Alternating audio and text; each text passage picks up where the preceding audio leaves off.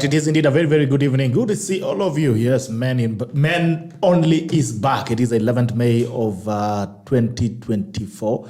Saturday Men Only comes to you every single Saturday from 7 p.m. to 9 p.m. But leo tumesema tuwalete story mapema. I know you guys have missed us. It's been a while. We've not had a conversation. Gerald Bitok, I'm happy to have you again on cast. It's been a while as well. I've not been running into someone who has nashuku ni Aliet hapa is unplugging himself.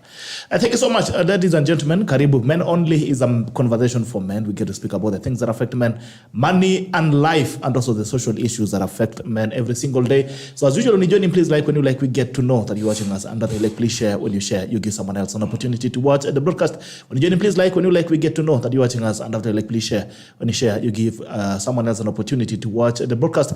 Also, let us know where you're watching us from this evening. When you join in, run to the comment section. Let us know where you're watching us from this evening. Kama kawaida, our cast or our set iko na jamaa anaitwa Levi Kones. Levi Kones is an author. He's done 2 books now. There is No Useless Experience Part 1 and 2. And I think there's another book that is coming up that we get to know very soon. Nasikia amekuwa akiingia jikoni.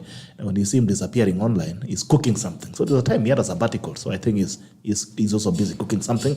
And we have Jacob Aliet. Jacob Aliet is a master writer as well. I'm the only person who has not written anything. I have only written compositions. They need to write a book. And texts. That means nianza kuitwa outa. You got to go Outa. Or DM. Anaingia kwa DM. Kwa DM. Kwa DM. Kwa DM. Tuko na Jacob Aliet. You know him Unplugged. He is a Red Pill ambassador. And he's incredible conversations that also affect men. Good evening, gentlemen. I'll start with you, Levi. You say hi to these citizens, and then we'll go to Yakubu. Hey, good evening. It's been a long time since we sat. Just the 3 of us. You guys didn't even miss me. It's been a long time. Where ulienda China? No kwa irudi. Ama sijui ulikuwa umeenda wapi? Niko hapa. Ilikuwa ni Thailand na China. Nilikuwa nimeenda. Sitasema sana mengi. Sitasema offline.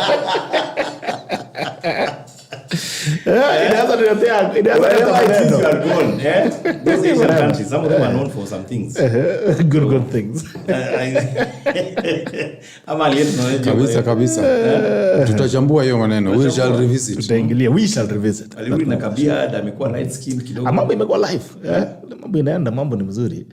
And the Lord is good. Yes, Levi. Mimi niko poa, sina. Happy to be here. Ulikuwa umeenda wapi pia? Ulipotea at some point. Niko just up and down maisha ina tu nini. You know I left media. Yes. So now I am You didn't leave media. You left the media that you were. You can never leave media. Already in media. Media now. I left mainstream media. I'm currently happily unemployed. Yes. Unatafuta hustle. Ama hustle inakutafuta. Tunatafuta. Yes, giza naona unapiga conference bana. Unajua mashine ndo zinatuamsha by the way. Kabisa. Kaka hivyo ukifikiria tabu. You can't just sit there that you're falling asleep too nicely. Your problems will wake you up at 4:30 in the morning. Kabisa. We are here. I think first of all we need to start by apologizing to everywhere I go. By the way, it's interesting. Every place I go, people ask me, where is Men Only? Mulipeleka wapi show? We really want to apologize for the hiatus that we had, and we promise to come back bigger and better and even more consistent in the game. So first of all, poleni sana. Mtusame kwa sababu tulitoa show, lakini show imerudi sasa na itakuwa gangari. Ama namna gani Aliet? Kabisa. Itabamba kabisa. So salimia raia. Yes, hi guys. We are sorry we've not been on air for quite a while now. So we've been handling some logistical issues, which we now have addressed. And we are glad to be back on air. Looking forward to a very fruitful exchange and very engaging discussions. Thank you so much. Let us know where you're watching us from. Naona kuna wangwana wameingia. There are a lot of guys who are watching us this evening, but please let us know so that we get to do our roll call. Ingia hapo tuambie wewe ni nani na unatutazama kutoka wapi. Please let us know where you're watching us from this evening, and we are going to have a conversation about 3 evils that mess up men. One of those evils is drug abuse. There are men who have been rendered useless. Wamekuwa watu bure kabisa kwa sababu ya either pombe ama miadarati ama fagi. You know, and over time, every other single time, we continue to normalize conversations around drug abuse. People continue abusing drugs. People are using hard drugs and all that. And we are making it look normal. But also we are losing men to that. Men are turning into zombies because of drug abuse. We're also going to speak about betting. Watu wa vieta. pilots ambao hawana license. Watu wa Avieta. Pilots who have no license. Majamaa bana pesa unaweka hapo 20,000 unaekelea fees. Kidogo unaona kandeka na until very recently, honestly speaking. Actually, I didn't know. It's just last weekend that I found out there's something called Aliet. Ni hatari. And actually, people have committed suicide. Yeah, somebody showed me on the phone and they showed me because of it was Aliet. I've never even I was very I was intrigued. I was in Mombasa and this gentleman was taking me through the motions of. It's a gambling app. Yes. I think it's attached to the betting apps. Oh. You have to be in one betting app, I hear, or another. And then when you're in the betting app, you can now get an app and you put some money. Then it calculates. Let's say you put 1,000 bob and then it adds itself plus 0.1. It calculates the odds. No, it starts calculating money going upwards. So there's like a badge. Yes. Can be actually a plane. A plane that takes off. And as it takes off, it is increasing your chums. Now the trick is to take your chums out Before the plane crashes. It crashes. So it can go even times 5. So if you put in 1,000 times 5, that's 5K. So now the trick is to make sure that you grab it before it takes off with your chums. Okay. So many times some guys they win at first a year, they win alafu. Unaekelea unaendelea kuongeza. So, But many people are suffering. But the stories that we are hearing about gambling related deaths and depression.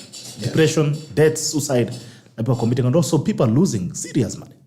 People are going broke because of Avieta and betting. So, we'll have a conversation around drug abuse, betting, and also anger management. I mean, every single day as well, there's something I was watching, very interesting. And it was a prison.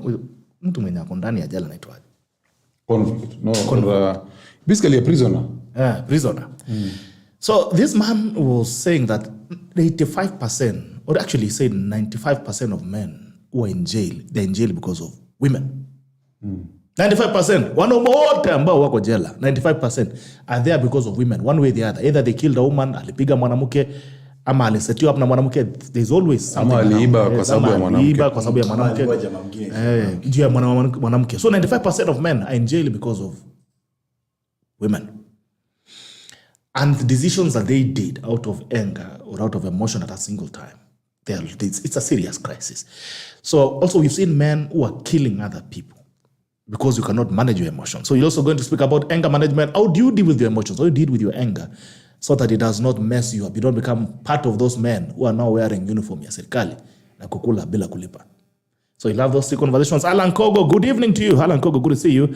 Sema Alan Kogo tuned in from Bureti, Kericho County. Watu wa Bureti, watu wa Kericho, mambo vipi? Good to see you this evening. When you join in, please like when you like, we get to know that you're watching us. And after like, please share. When you share, you give someone else an opportunity to watch this podcast. This is men only. And we are with Jacob Aliet, the author of Unplugged. And we are with Levi Kones. There is no useless experience. So you're going to speak about 1, gambling, drug abuse, and 3, anger management. But anyway, before we get into that, is there a light convo you want? Is there a banter that you've seen this time that you've been away from each other that you want to pig? Yeah, so anyway, for me, what is remarkable is that murder that took place, I think 2 days ago, this guy who killed his wife because allegedly he found in bed with another man in their marital bed. So I was telling guys that... what happened to the other guy? I don't know. I'm assuming he escaped. In most cases when this kind of things happen, because people actually ask that, why didn't this guy go after the man? Why is he killing the woman? He's picking the weaker target and so on. So one of the things most people forget, men, because of their strength and agility, they are normally able to get out of such situations. So maybe push the guy out of the way and ran off naked or with his clothes and so on. So he ran to safety. And then, so this woman remained behind. But one of the things that many men don't seem to know, the guys we call blue pill men, is that when a woman is married, the marriage does not make romantic interests unassailable. That means that it doesn't mean she cannot love other men other than the husband. It doesn't mean she cannot be unfaithful and so on. And so this notion that a married woman cannot be touched or cannot entertain other men, it is making a lot of men commit these kinds of homicides, because when they find it is actually happening, and maybe their wives are actually the ones doing it, then you find these men actually kill these women. So that's something that guys need to be alive to. You need to be aware as a man that these women also have interests, and right now evolutionary psychology research by David Bass, it shows that there's something that is called the mate switching strategy, and this is why many men also fail paternity tests. In many cases, women at some point want to actually explore men other than their husbands, and that happens a lot. So it puts a lot of burden on men to be very vigilant and to be able to have situational awareness. And also very, very important for men, maybe we'll touch on it later, there are some certain careers or jobs that if your wife is actually doing them, then you know it's going to make your marriage very, very rocky.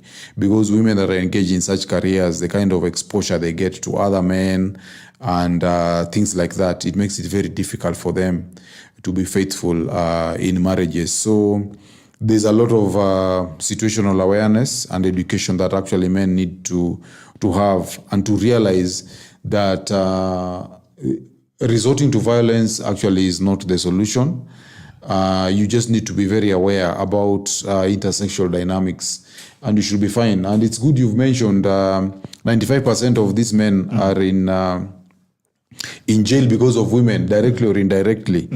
And I think we were also even talking about the case of Joey Rungu, who was also convicted with the murder of a certain lady. So a number of cases, men have a lot of financial demands they're trying to meet, and these demands actually are coming from the women in their lives.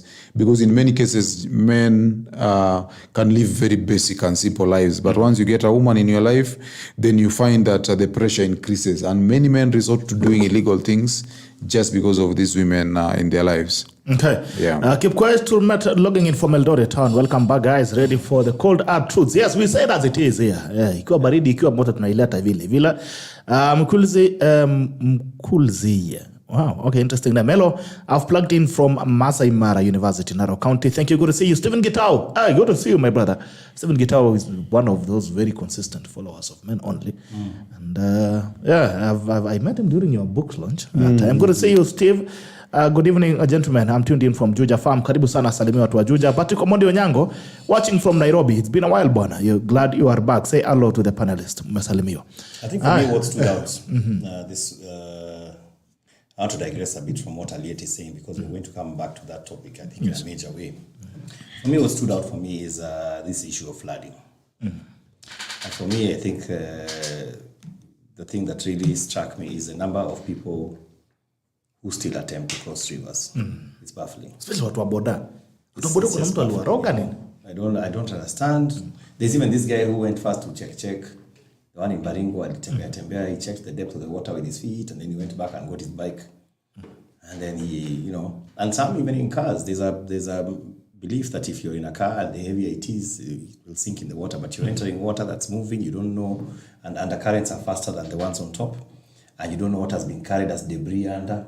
You're not even sure if there's like a pothole that has been, unearthed by the water inside as you're driving. So, there's a lot of dynamics you can't see, but you're getting in there in the hope and belief that you're going to be able to cross. And I find it very, very sad that we have a lot of people willing to take risks just to cross to the other side.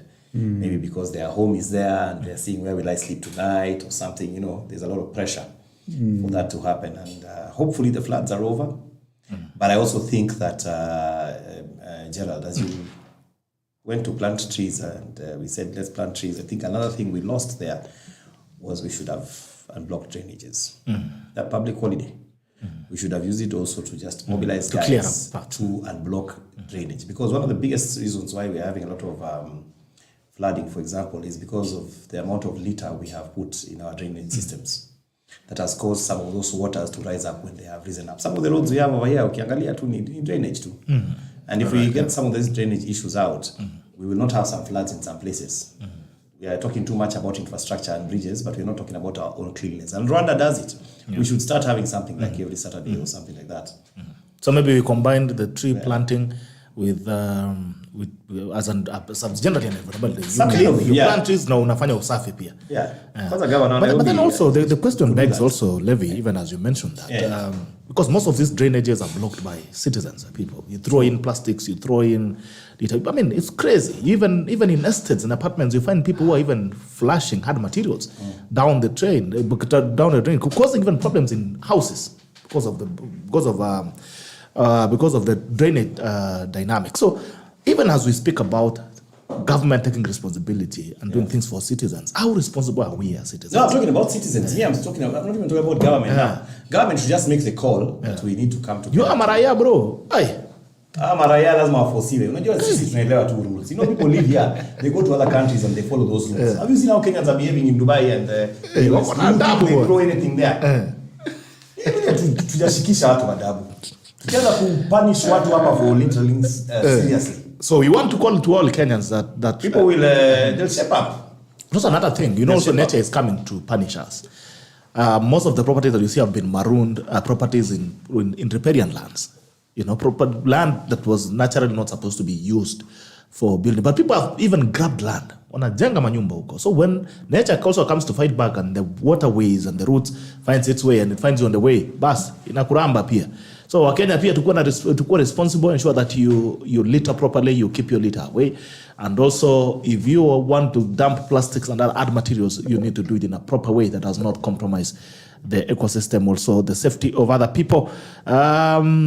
Kibrot Koromicha, good to see you. See you, my brother Jaffe. Listening live from Nakuru City, beautiful conversation right here, men of power. Thank you so much. Collins Bore, following the conversation, very insightful. All men should put this on their watch list. We must help each other. Otherwise, the challenges we face might never be the end. Society may not be so fair to us men. Okay?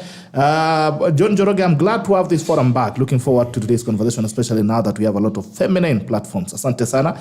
Please ensure that you share the broadcast to at least 10 men in your life. You want to save men, leaving no man behind. Avini Amaheno, tuned in from Kakamega. Hatua Kajimega, mambo vipi? To see you. Karibu sana Magnus. The man with the complicated name. Magnus MG. Okay, Magnus MG, karibu sana, good to see you. Salimia Raya. Nimewatumia salamu kila mtu. Hope you're well. Okay, asante. Going back to the conversation, the banter that Aliet has started. Is it possible for men to find a purpose bigger than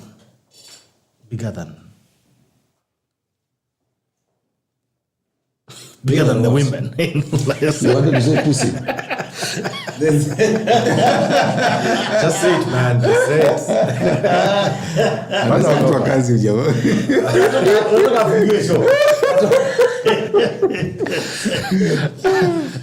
So is it possible to find a purpose bigger than that? Yeah, so I think what you're raising is really, really important. By the way, I took my family to watch it's called The Kingdom of the Planet of the Apes. I think as men, we normally underestimate. Is that a good movie, by the way? It's good. It's very good. We normally underestimate the importance of purpose in our lives. And even in that movie, there's an ape whose community was taken away, and it made it its purpose to get them back to their village. And you can see how someone who has a purpose moves differently. And it makes you realize that thing Martin Luther said, that a man who has not found something to die for is not fit to live, something like that. Purpose is really, really important. And I think it's one of the biggest messages I have for men, because when you have a purpose, it directs your energy. And you know, as men, you have a lot of energy. What comes out as aggression, as violence, all of it is just energy. And if you direct it to achievement of a particular purpose as a man, then you find it magnifies your importance in the society. And I think that is why I think there's an American president who say that a man wrapped in himself makes a very small package. What it means is that without purpose, we are just like nothing. We're just like any other animal. It is your purpose that actually makes you important. It is your purpose that makes you have an impact in the society. So it's really, really important. And men have this weakness of making women the purpose of their lives, where your entire purpose is just around a woman. And in the past, it used to work because if you had a man who is a young man, 24, 25 years, he starts becoming drunk and unruly, getting into useless fights. Most of the times, the parents will tell you need to get married. And in most cases, when those guys got married, they could actually settle. You find they're taking care of their family. They sort of be now, their papas becomes their wives and their children. And it could work up to a point. But that was when women were traditional women. Nowadays, you can make a woman your purpose and she divorces you the next day. And then you become confused, you start becoming a drunkard, committing suicide and things like that. So it's really, really important for men now to ground themselves in a purpose, and then the women can complement the life that they build around that purpose. Okay. Yeah. Magnus, is it possible for men to find a purpose bigger than? Definitely, for sure. Of course. The thing is, I agree with what Aliet has said. It is, for men, the biggest issue that we have now is that many men, and I'll talk about not just the younger generation, we talk about even our generation. A lot of men don't have purpose, and that's why they get lost in drugs and alcohol, in chasing women, in chasing things that do not have any kind of value to them. And that's where we see a lot in the media, people who have just, a woman has left him and he's committed suicide. A woman has left him and his life goes down the drain and he goes into alcohol because that's the only thing he knows. Without purpose, simply put like this, purpose is your GPS for man to be able to find where you're going. Because everybody is trying to get to somewhere and to be able to do something and to be important. If you don't have purpose, basically you're driving in the dark without headlights. That's what you're doing, right? And you're trying to go to Kisumu or trying to go to where, but you don't know where you're going. You can't see where you're going, or without windshield wipers, and it's raining. Every single man. In fact, one of the things that I did in the last 2 months is I actually put together a program for men to find their purpose. It's called Roadmap to Your Purpose, and this program is meant to help men to start seeing and to start finding that specific thing that they're doing.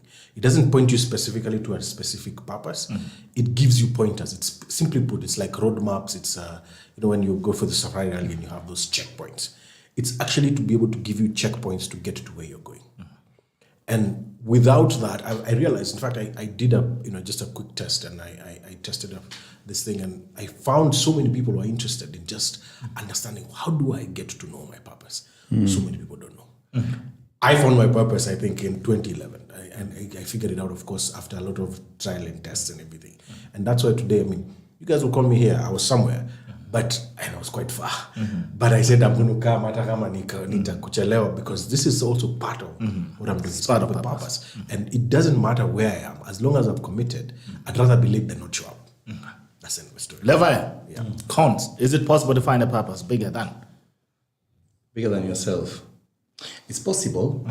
I think there are hints in our lives about what our purpose is all along our lives. Sometimes those hints are given to us by people. Sometimes they're given to us by ourselves. I think everybody was put on this great green earth, and there's no one who lacks something that is uniquely gifted to them. And some people have more than one gift. Some people have got 3 or 4 or 5 even. But there are those things when you put your mind and yourself to it, that it is for you your niche to do. So your purpose you can find. What I found though is that sometimes, even when I was in rehab and when I visit rehabs, is that sometimes we have found men who have found their purpose, but have somehow still been waylaid by vices, and have ended up, they know what they should do, but they have lost their way in how to get to do it. Maybe because a lot of the times, purpose is very, unless in a few instances, but a lot of the times, purpose is training in the beginning. It's not easy to bring it to fruition.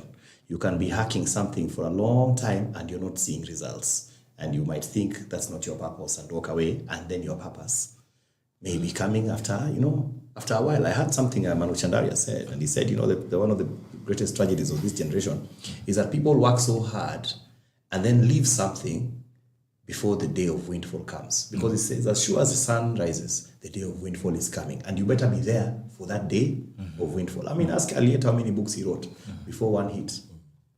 You know, assuming he quit on book 4 or book 5, you know, we will not be seated with him today talking about, this kind of thing. And that is lost in this particular generation, the essence of hard work and toil. And that just because it's purpose doesn't mean it's easy. Is why sometimes you find guys will, let go of the jembe and walk away. Yeah. Oh, okay. Na sasa hawa majamaa wakiachwa wanajinyonga ama wanaua watu, wanafanya nini? How do you deal with them? Is it possible for a man to find purpose bigger than even... Can you have purpose bigger than your wife? Yenye kesho akiamua na kufanyia maajabu, you can stand up vizuri. You should. Let me just say something. Uende baka jeptais na utulie vizuri. You know, one of the things I always tell guys, like even I was in a meeting Juicy with young people, and I was telling them, first of all, if there's anything that annoys me, it is the statement that somebody makes. Some people introduce their wives. So, this is my lovely wife. She is my better half. I say nonsense. There is no one Who is half? Who is your better half? You are a full person. The moment you give someone the attribute of a half, it means if they leave you, half of you is gone. You're a full person who has met another full person to create a full union. In the event the union does not work, 2 full people should be able to walk away from it. And I think that's where we start. We imagine that coupling means that you have lost a part of yourself to someone else, or someone else has come to fulfill you in some areas that you are lacking, so that now you're a complete person. You have to be a complete person alone. Because this world is harsh, but that woman you love today who is telling you very nice things, tomorrow she might not love you. Then what will you do? You know? And it's unimaginable, because in Lavidavi, you know, kisses, baby, honey, it's unimaginable. You don't imagine the days of composition. I mean, think about what Aliet said about that couple. I saw some of the pictures that they had earlier. It's very tragic. Very nice pictures, man. Lavidavi, Nini. I mean, if you told them that day, you guys, one of you is going to be charged, one of you is going to be dead, and the other will be charged for the murder, they chase you away. But it's happening not just to them, to many other people. Maybe some people it's not murder, but that act of imagining that you cannot function alone is what is the biggest problem we start with. You must begin to think that you can function alone. What if, imagine, watch even divorce. What if your wife dies, who you love so much? Utajirusha kwa kaburi. Uende, na yeye. And women are better at it than us by far. But let me ask you. That is why they outlive men when men... Women are hardcore. Those guys, they move on very quickly. A man without a wife may be dead in 2 or 3 years. But let me ask you, Levi, if you are that guy, you walk into your matrimonial bed, in your bedroom, and there she is, the love of your life. Why? And Magnus, do you have? Let me answer. This thing is easy. It's beyond saying it. To be honest, I think some people say it's easier said than done. But such a scenario for me would be very simple. Walk in, see what they're doing, just say, hey, I found you guys, I think you two deserve each other, and I walk away. And I continue living my life. I mean, it won't be I've found my answer. In fact, that act itself has given me the answer that, hey, I don't need to be with this person. Let me just move on, because my purpose is bigger than them. But if I entangle that, exactly what Levi said, entangle myself with, my better half, or then I start, that thing has really brainwashed us. And I know you'll be told it's heresy by the religious guys who, but that's the truth. You're a full person. The minute you understand you're a full person, I see her there doing that thing, I'm like, you know what, you two deserve each other. Just, in fact, but it's my house, just get out. Pack your bags, go, nitaishi tu peke yangu. Itaniuma, but at least I'll say, you know what, I won't go to jail, and I'll be a free man. And in fact, that night, I'll probably start writing a book, like Aliet. In theory, that night. In theory, that's how you walked into them. I did. All of us wish we could do that. I'm Aliet. What would you do, Levi? What would you do? Even before. I don't have to answer that question. Ask Aliet. There are a lot of things. First of all, this thing of calling your wife a better half, it is what we call simping. Rolotomasi calls it self-deprecation. Some men do that. And I think it's something we pick from Hollywood, where men deprecate themselves. They say, this is my lovely wife. I don't know what she saw in a fool like me, but she loves me anyway, you know. And I didn't deserve that. Putting up with me. I don't deserve her. A lot of bullshit like that, you know. But you see, it's something that we pick in Hollywood, and it makes women feel good. Some women actually like it, but of course, in the short term. In the long term, she starts disrespecting you and actually feeling she made a mistake, because if you're such a fool, actually, you know you are a fool. Maybe I'm the one, there's something wrong with me. Self-declared. You declared yourself as a fool. And you're supposed to be the pillar in her life. Yes. And then there's also something Levi has mentioned. It's based on the soulmate myth. And I've covered this in Unplugged 3. It is Plato, the philosopher, who said that the human being was once just one unit, and then he became arrogant, and then God separated him into two, male and female, and so each of us has to look for our soulmate. So that's where this soulmate myth came from, and Hollywood have romanticized it, and because of commercial interests, for things selling things like diamond rings, for Valentine's. Overpriced, what is it called? Teddy bears. Teddy bears. Then there's overpriced honeymoon packages. You see, when people get married, then they amplify that their wedding event and say, this is your soulmate, so that they can actually sell you a very huge, a very overpriced honeymoon package because you found your soulmate. So it has been perpetuated through romance novels, and also people have exploited it for commercial interest. But in reality, of course, there's no such thing. And I think even when you're talking about the heresy of blasphemy, if you talk about Christianity in terms of the Bible, Eve was taken from, built from the rib of Adam, so that she was to be a helper. Okay? So guys need to understand this. It's really, really important that when you as a man, you want to be the leader in that relationship or in that family, but you want to pedestalize the other person, then it doesn't make sense. You see, like when you go even to official state functions, when the president arrives, you rise up. You show the respect. The president does not start now kneeling for you, and now that's not how a leader works. You're supposed to respect the leader, and it's not supposed to be the other way around. So some men have been confused to think that it's supposed to be the other way around, which is a big mistake. But back to your question about the men who commit suicide. So, there are a lot of things. And murders. There is one around scarcity, okay, where a man limits his entire existence and his own importance to a woman in his life, okay? A specific woman. So that when this woman is no longer there, this man actually finds that there is no purpose for living. And he does not realize that there are billions of other women on the planet. So these are some of the things that men need to think about and position themselves accordingly, to realize that there is abundance in this world. It is not a world of scarcity.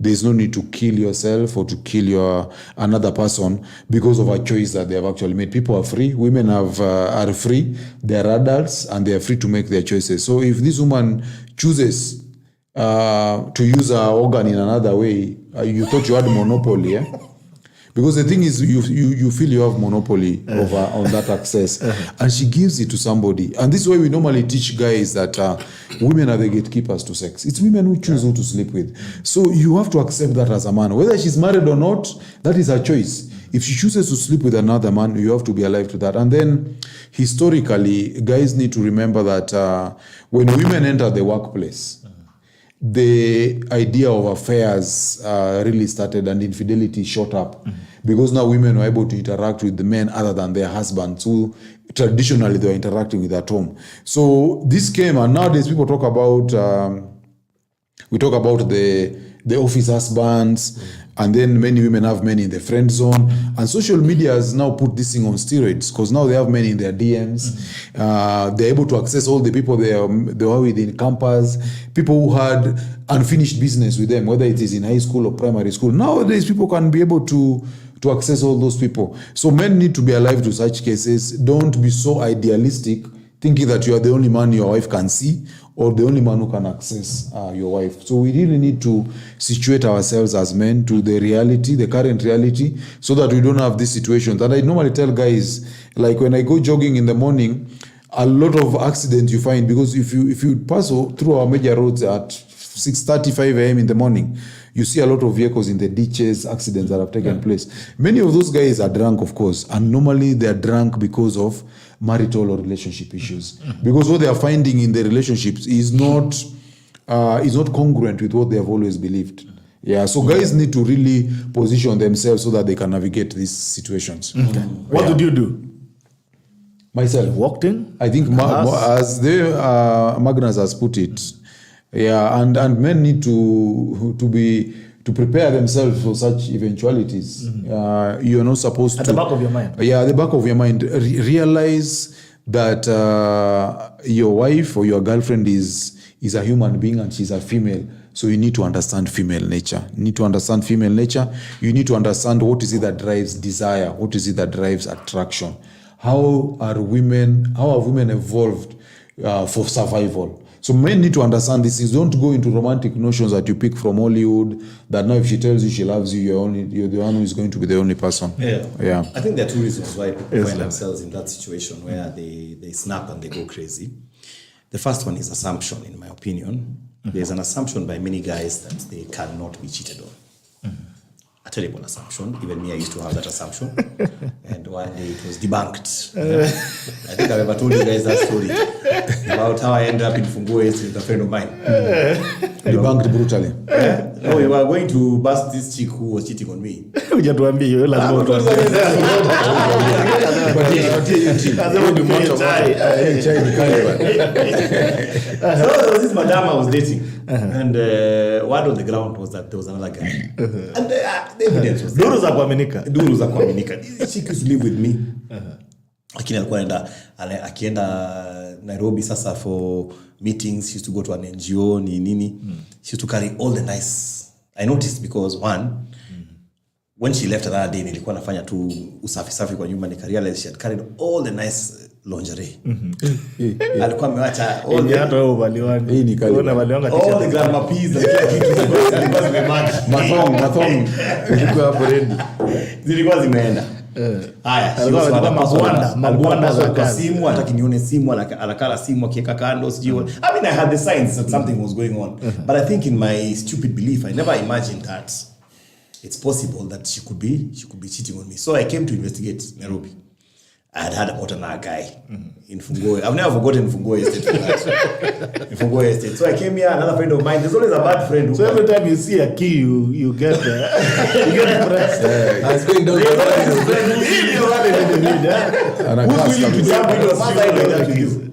So I get this friend, but we go to Fungoe Estate. We are there, and we talk to the Wochi. We show the pictures. The Wochi, we're looking for this chick. Wochi's like, yeah, nimeona huyu. Like, you guys park over there and just chill. Mtamuona. Oh. Yeah? So we parked a whole night, man. That time I used to smoke, man. Nimevuta masigara mingi, pombe nini, yani, we're just chilling. Eventually we see the chick walked in, and sure enough, she goes into the guy's house. Oh. And now at that moment in time, I'm not sure I know what I want to do. Wow. But I make a phone call, I call her, and she picks up the call. And it's on speakerphone in the car. I make her so that my boy can hear. And she's talking on the veranda, just above us. And then she asks, how come there's an echo? The echo in a reverberate because proximity. Yes. I say, nothing. But I think she got suspicious. So she tells the guy, kidogo, the guy came out. And as he came out, he was looking at the car. Your car? Yes. Akatoka akaenda. Unajua kuna maepi wanakuanga pale nje. Akarudi na maepi wawili. Straight to the car. Hey. Those guys came over there. They said, hey, you guys, what are you looking for? I told them, I'm here because there's someone here who's cheating on my person. My person.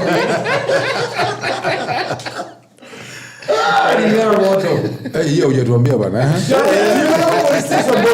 Ala? Shit. Tulienda police station Kenyatta. Yaani unashikwa na ndio umeibiwa. That's not even the worst thing. When we got there, the OCS was saying, you young man, she, is telling me, wewe, unajua unaweza fanya kitu mbaya sana hapa. Umekuja kukaa hapa nini, what if you did something bad, nini. And the guy is over there. So the guy is like, me, like, this guy wants to press charges against you for stalking him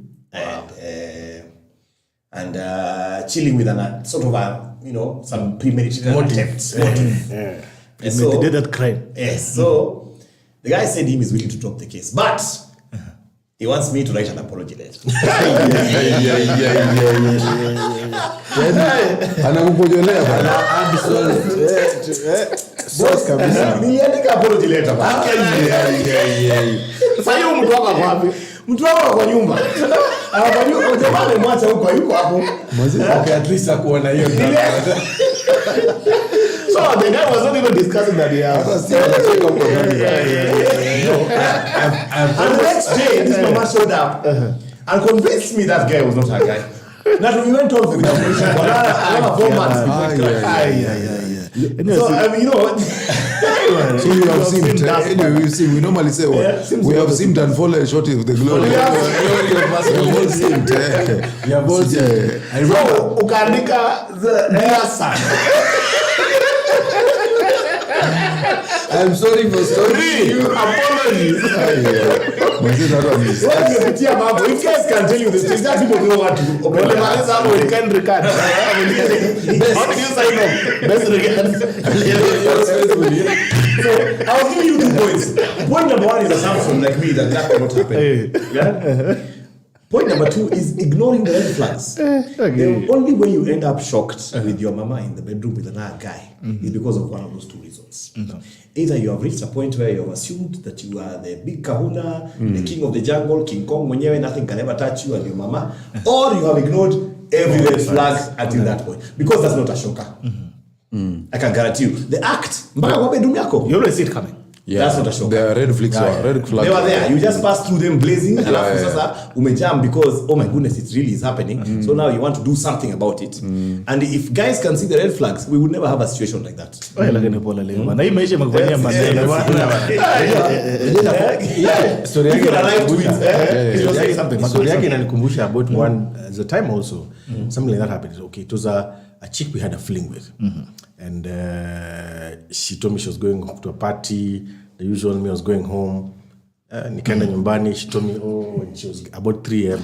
She told me mimi nimefika nyumbani. In fact ndio napanda kuingia kwa nyumba. I was like okay fine. Good night. Tutaongea kesho. So me I decided to sleep. 20 minutes later my phone is ringing. Allah, this chick is calling me again. So I pick up. And uko nyuma bana nasikia mlango zinafungwa kutu. So I realized this chick has but dialed me. So nikasema sikati. But kidogo I'm hearing a guy's voice in the background. So ameniambia ameingia kwa nyumba. Anapack. Oh, so she dialed without knowing. She dialed without knowing bana. Last call number. So wewe unaamua hapo kwenye So I said I'm not cutting. Na nikasema and that's why I said I can actually do it. So nikasema sikati simu. Nikasikiza. Hey, nothing. I can just hear and then kidogo nikasikia pop. Jamaa ameanza bana kupanda miti. Miti inapanda bana. I listened for 15 minutes. Wow.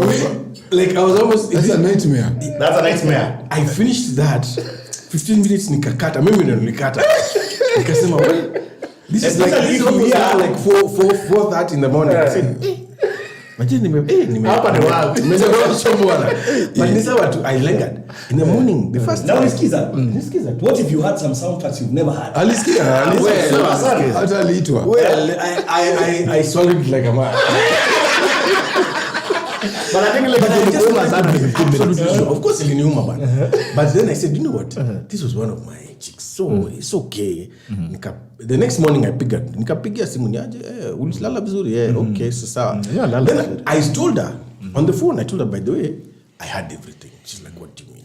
Like yeah me I had you are with some guy I don't know who it was and I had everything for the entire from the time you started to the time it ended.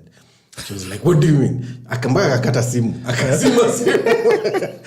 So she called me back in the afternoon. She was like, oh, I don't know what you had, but no, can we meet? That was the last time I met with her. Simply put, I just dialed someone else and we continued life. There's an abundance of women. Wait, have you always been this calm? Is that what you're saying? Yes. I've walked away from relationships that don't work. Literally walked away. And the point is, at that point, look, we're talking today about anger management. That is part of my anger management.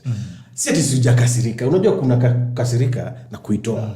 Umekasirika but you say atuseme usikasirike. Let me just kasirika lakini wacha nifinye hii kukasirika, wacha niweke kwa miguu. Nisike kwa roho. Nifinye huko kwa big toe. Itatoka tu kuingia na lungs. Kama kwa lungs. Because the fact is, there's abundance of women, and I think that's the whole thing about what we're discussing. But I think another driving force you see behind that anger is the years invested. You know, when dudes are investing, there's I don't know how Aliet would put it, but there's that feeling of the return on investment must happen. Yeah. And the guy was invested so much, you know, he's maybe taken his kid to school, maybe he has done, you know, over and above. I'm not talking about dinners and drinking dates, although those ones, some guys also consider as investments anyway. But, you know, all those things that you have done, maybe even paid school fees for her sister, you have helped to changa for the roofing of her father's house, you have done all those things. And then that happens to you because you had an expectation that this you're doing because this is my person. That anger can result in some crazy feeling. And I think that's why for most guys the subject on investing in a woman must then come up. What should you invest? How much should you invest? Yeah, so I think you make a good point. There's something that we call acceptable loss. All relationships with women involve losses for men. There are, of course, a few cases where maybe the woman brings in more value, but in most relationships, it is the men who give in more. And that's why women are hypergamous. Women are hypergamous because they are coming to consume. The love of most women is consumptive. That's why as a man you must have value. And that's why even this expression of what do you bring to the table, it was something that normally women were presenting or putting to men. What are you bringing to the table? Because a man has to have something. Remember that even an average woman does not want an average man. Average women feel that they're entitled to men who are above average. But men don't mind, men actually marry downwards. And that's why now in my books, we talk about economic refugees, for example. Don't marry an economic refugee. An economic refugee is a woman who would expect you to pay her school fees for her sibling, tengenezea wazazi wake nyumba, send money to her parents, and so on and so forth. So you give in so much. So for men, generally, first of all, there's a concept of acceptable loss. So you need to minimize your losses so that it does not become unacceptable. And it normally becomes unacceptable when you spend so much to have this woman, and in many cases, and that's why vetting is very important, and even the concept of genuine burning desire is important. And that's why Gerald's friend, I think people have been attacking him online. I won't go into mention him. Women, there are women who've been smashed for free. Then she insists you have to take her to Dubai, for you to smash. So, and then you find a guy, he takes her to Dubai or South Africa, and then, he's parading on social media like he's won a jewel. But other men got it for free. So men need to realize that so that it doesn't become like a form of extortion where you are paying a premium for something that other people are getting for free. So normally, actually, that is one way of determining whether a woman actually loves you or not. When she requires you to pay so much or a very high price, then it actually means that her love may not be genuine. Anataka ulipie mandugu zake school fees. She has no consideration. And by the way, I normally tell guys, if the woman's brother was in her situation, you would find she'd really resist it. Atasema huyu nani bibi yake ni high cost, she's high maintenance, anataka hii wazazi wake. Atasema wananyanyasa ndugu yangu, they exploiting my brother. But now when the shoe is on the other foot, unapata unakuwa exploited. And many guys do this, but at the end of the day, the relationship is dissolved by the woman. Akisha extract all the value she wanted. The question is really how much should you do then? Don't go beyond her. So that you don't turn it into an issue of anger. You see that moment where you find there's someone else. Yes. And all those things come rolling into your head. So there's a guy. 2 minutes. There's a guy. So recently he put it this way. He said, "Don't sharpen a spear that is not yours, because it can be used to kill you." Don't do anything that should have been done by her father. Don't take her to school. If her father did not take her to school, don't take her to school. Because when guys take them to school, and with women, I've had a lot of discussion about this thing of empowering women. And I'll give you the example of Christina Susho, since it's online. This woman was married when she was 19. According to her mother was worried that she would maybe get pregnant. So anasema mamake siku moja alikuwa amekaa tu akaona she calls the guy Jamaa alikuwa anapita. Akamwambia, hey, unataka bibi? Niko bibi ya msichana wangu wako hapa. The guy married the so-called Mr. Shusho. So this guy, he put her in his choir. He was a guy who had a new church. Na huyo msichana talent yake ikagrow ya kuimba mpaka sasa kakuwa star. Unaona? Sasa kakuwa famous, she had money. And now, you see now she's leaving her husband. She's saying that she, at God, in fact it's so interesting that she's using the word of God, the name of God. God has given her a mission. And that mission requires that she separates from her husband. Na hiyo mission yake sasa, it does not allow her to remain in the church. So in many cases, when you empower the woman also, her expectations of you normally go high. So for example, it means kama wewe ni uko na masters, umeoa mtoto wa standard 8 ama form 2, umempeleka mpaka form 4. You see now she feels if she could get you when she was in standard 8, now she has finished form 4, she feels now she needs more than you. She feels you also should also have moved. Na kama uko in the same place, she can actually do better. Because remember, most women, their imperative is to get the best man that they can get. And that sometimes changes with time. So guys need to realize that don't put in too much. Do what you can. And also you need to understand female nature for the way it is. Women live in the present. They don't live in the past. You know, most men feel that if you've put in so much in her, she's going to remember in the future and she's also going to be equally invested. But it doesn't work like that. Okay. Yeah. All right. Dan Kipchirchir watching for me. Good to see you, Dan. Thank you so much. Kaiyu Kashoka. Shella Highland Lamu. Asante sana. Lawrence Namale. Good stuff. Thank you. M&T Dairies. Paul Levi bana. No experience is useless. Andika apology bana. Yes, sir. Watu wanapenda story kama hiyo sana. Wanapenda chai. Haya. Afaxado Chichi from Bosungo, Nyosia village, say I to the red-pilled men. So before I come to you, Levi, and also we have digressed a bit, but it's a good conversation. There's something you had mentioned, Jacob, so that you wrap your thoughts around your statement about what women do. Places that they work and the things that they do. Where to avoid? This one we discussed comprehensively in the forum, but it is very sensitive. Me, I don't know if I can address it. There are just it's very tricky. Itachapa watu wengi sana. It is although they are online, they are online. Kuna some certain professions that coincide with a lot of high incidences of promiscuity and infidelity. Ambapo tu ukioa msichana kwa hizo professions unajua uko na shida. I think I'd want people to Google because nikisema italeta shida bana. Italeta shida. Yeah, but some are obvious. Some are obvious because for example, you have a lady working as a barmaid. That one is going to be a big challenge. Tafuta insurance ya roho. Yeah, hiyo itakuwa a challenge because the kind of men who she'll be interacting with, they are men who see her as a commodity. Part of her CV involves... and also entertaining those men. Yes. Involves having to be nice to her customers. Yes. That is very true. It's part of the JD.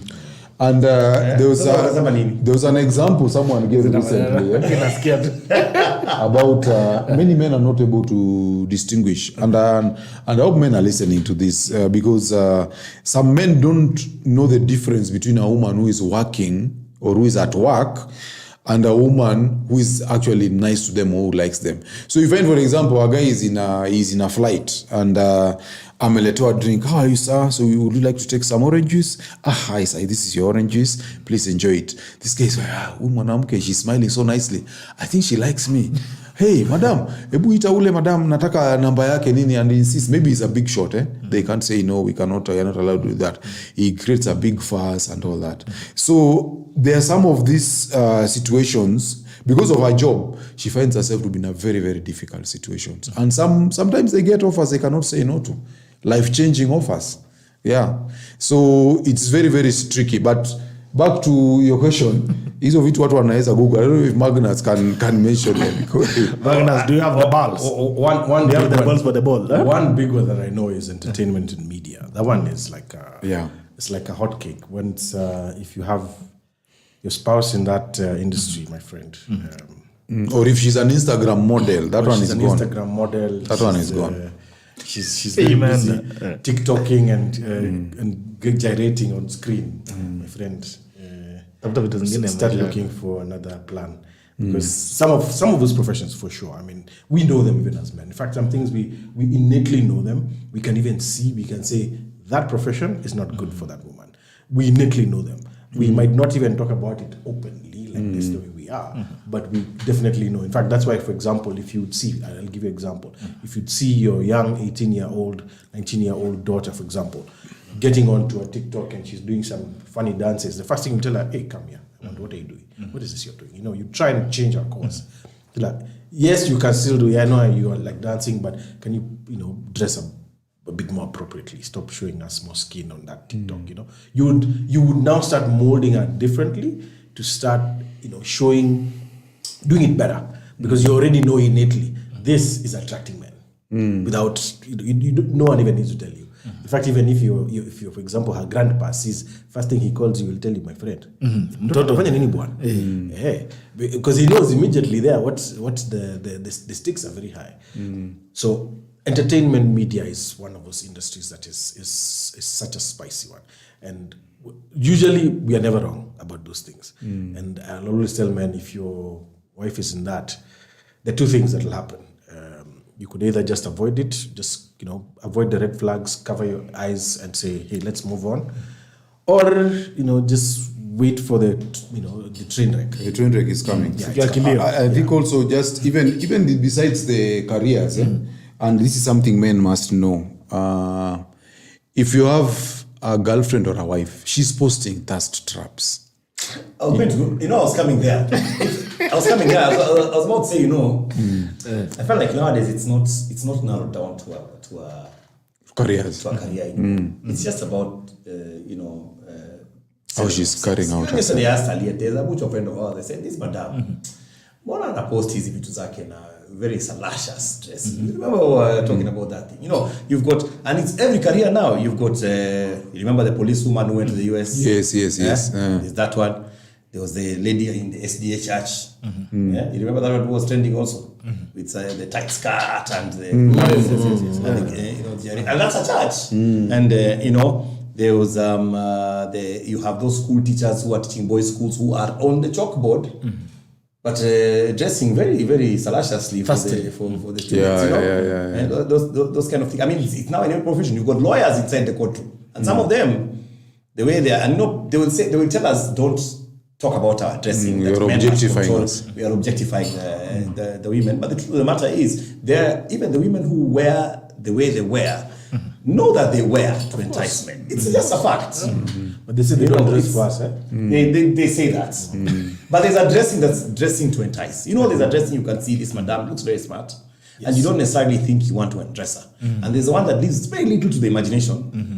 And what you're thinking about is not, godly stuff. And you find them there, maybe on the praise and worship team, and the pastors are there, or they are there in other, serious events. I think the moment we start using sex as a tool to entice anything, and nowadays sex is selling, but car washes are selling with sex, everything is selling with sex. You will even find somebody's advertising a djembe. With a woman with a you're like, what does you saw what they did to Pastor Kanyari. Kanyari has become a TikToker. Kanyari is a serious TikToker. Something as boring as a wheelbarrow. So very sexual. So one thing that we do, we stir emotions to make you buy. We want to keep that image, like you're saying, it's a wheelbarrow. But how do we make that wheelbarrow so enticing to you that we want you to buy it? We do that a lot in marketing. But the point is, sex sells. And the thing is, women know how to use sex to sell makeup. We don't, as men. Usually we know how to consume. We are consumers. Women are the ones who create that content with sex. And ask yourself if you've never bought anything you didn't want. You know how sometimes your car is approaching a bump and somebody's coming to sell an internet policy. Policy you don't even need. But you saw the... But unajipata na hiyo brochure ama insurance. Or the ones who are the ones at the front there sometimes. Some of them, yeah, they're selling some funny trip to Masai Mara. Hata uhitaji, una sign up, you start engaging, sijui what, you know, it's just because of that whole aspect of, I think we have to be alive to it as men, even though they say they don't dress for us, but we have to be alive to the fact that yes, and while they say they don't dress for us, it's very funny that if that same woman had a botch in the house, dress that way, she'd get rid of them overnight. Exactly. That woman won't sleep in that house that night. So there's no way. The maid is wearing a cadera and the nipple. Aye, my friend. I think that night. I think Levi has nailed it. So for guys, the important thing is just that watch how your woman is dressing. Watch the things she's posting on TikTok. Look at her behavior around her phone. Who is she talking to? How does she hold her phone when she's chatting? Those are all, they're going to give you clues. And prepare yourself. And what we normally say, and that's why I think also we were, guys have been on the case of Gerald's friend. When a man thinks he's special, that's normally one of the biggest mistakes men make. They think that they can be exempted from female nature. When a woman feels that she can get a better man than you, in most cases, they will make the move. That's why women file divorce 75 to 80% of the time, because women realize that their sexual agency is decaying. They have no time to waste. Unlike men, you know, when a man feels that he's getting a raw deal in a relationship, he'll get a side chick to substitute or to complement what he's getting in the main relationship. But women, because they want to have the best man that they can get, they will normally divorce. So guys need to be aware of that, so that when the train wreck comes, you are ready. Don't think you're special. That's the biggest mistake. You're gonna float. Yeah. Thank you for the ladies who follow us. I usually say this conversation is for men, but also ladies who are raising boys must be in a place to raise men. So thank you for the women watchers. Davina is one of them. I say, hey, hope you're fine. Men only is fire. We missed this talk. Yes. Asanteni sana. Peter Peo anasema stumbled across this and I stayed put, learning a lot. Kudos guys, preach on. Walter Bravo, good talk here, gentlemen. We should have often with more capacity on the table. Thank you so much, Walter, for those comments. Okay, who else do we have here? Afaksad, I think I had read what Afaksad was. Afaksad's comment. All right, if you have not shared the podcast, please make sure that you share it right away. If you have any question as well for the panel, you can throw it in. Sisi tutashughulikia maneno haraka haraka tuweze kujibu, tuweze kusonga mbele. Haya, we get back to, since we had digressed properly, get back to the business of the day, because I think the topic, today's topic is not very broad. So we can nail it in the next 15 minutes. So we talk about, let's combine drug abuse and gambling. Yeah. Can we have both of them in a topic? Levi? Yeah, drug abuse, man. That is really me. Personally, I'm very passionate about the issue of drug abuse, and especially gambling lately, yes. Quite a bit, and it's good that you have intertwined the two of them, because a lot of times they follow each other or their addictions mirror each other. They're just the same addiction, really. It's just that some people choose it in gambling, some people choose it in drugs, and they can destroy the very same way. I think one of the biggest problems we are having is that there is a lot of pressure amongst our youth to use something. And for us, it used to be alcohol. Siku hizi, there's so many things. You can sleep under your tongue, you can snort, there's a lot of things that have come that you and I were not growing up aware for. And they can give you a lot of highs, and some of them we don't even have. The jury is still out on the actual effects of what happens to the human psyche after that, and the long-term effects and all that. But I find that men are more susceptible to drugs because of that whole, macho-ness of if you use something. If you go to a club and you take water, you are likely to be called a weak dude. If there's a peer pressure amongst men that real men must drink certain drinks.